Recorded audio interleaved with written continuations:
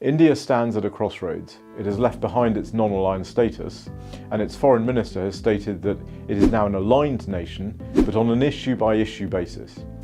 This cryptic comment signals a new Indian approach to trade policy, but it is far from clear what he means.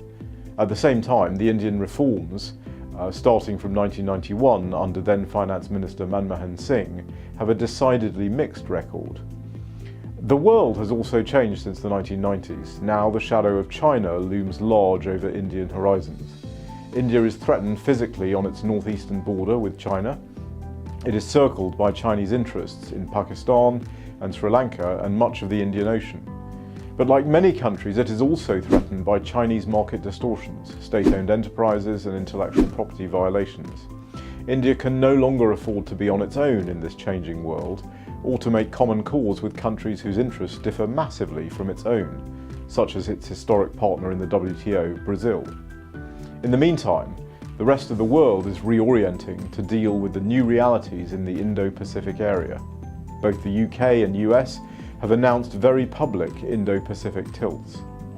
In trade policy terms, this means seeking to ensure that countries like India in the region adopt approaches to trade and competition policy that are aligned to the common approach of the UK, US, and the countries who came together to form the comprehensive and progressive Trans-Pacific Partnership, especially those who at the time of its inception advocated most loudly for competitive markets, property rights protection, and open and liberal trade regimes, such as New Zealand, Singapore, Chile, and Mexico.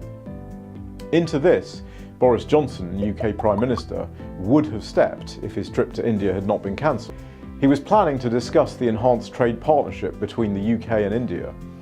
The US, UK, and the 11 countries of the CPTPP, now including Japan, the world's third biggest economy, need India to choose the path of trade, competition, and property rights protection, as opposed to the world of distortions and the forced export of one's regulatory system through harmonisation as opposed to equivalence and mutual recognition.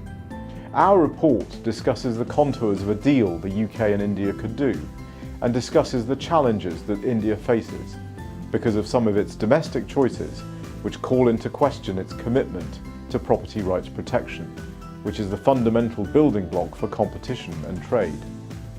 It will be up to the UK Prime Minister to draw the Indians into the community of nations that support these basic economic prerequisites to growth and prosperity.